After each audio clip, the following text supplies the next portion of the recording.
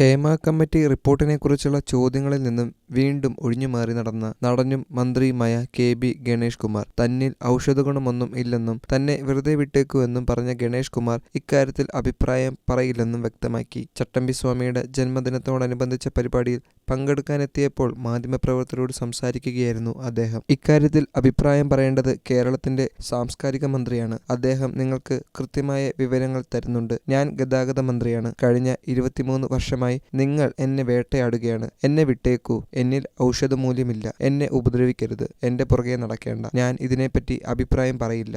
നല്ലതും പറയില്ല, ചീത്തയും പറയില്ല. അത് ശരിയല്ല. ഇതിനകത്ത് ചോദ്യങ്ങൾ വേണ്ട, ഗണേഷ് കുമാർ പറഞ്ഞു. ചലച്ചിത്ര മേഖലയിലെ പ്രമുഖന്മാർക്കെതിരെയുള്ള ആരോപണത്തിൽ പ്രാഥമിക അന്വേഷണം നടത്തണമെന്ന് മുഖ്യമന്ത്രി വ്യക്തമാക്കിയിട്ടുണ്ട്. സംവിധായകൻ രഞ്ജിത്ത്, നടൻ സിദ്ദിഖ് എന്നിവർക്കെതിരായ ആരോപണങ്ങളാണ് പ്രധാനമായും അന്വേഷിക്കുന്നത്. പരാതിക്കാരെ വിളിച്ച് മൊഴി രേഖപ്പെടുത്താനാണ് പോലീസ് ശ്രമിക്കുന്നത്. ഇവർക്ക് പരാതിയുണ്ടെന്നറിയിച്ചാൽ തുടർ നടപടികളുമായി മുന്നോട്ടു പോകും. വിഷയവുമായി ബന്ധപ്പെട്ട് മുഖ്യമന്ത്രി ഞായറാഴ്ച ഉന്നത പോലീസ് ഉദ്യോഗസ്ഥരുടെ യോഗം ചേർന്നിരുന്നു. IG-യുടെ നേതൃത്വത്തിൽ ഉയർന്ന വനിതാ പോലീസ് ഓഫീസർമാരുൾപ്പെടുന്ന പ്രത്യേക സംഘത്തിനായിരിക്കും അന്വേഷണ ചുമതല എന്ന് അദ്ദേഹം അറിയിച്ചു.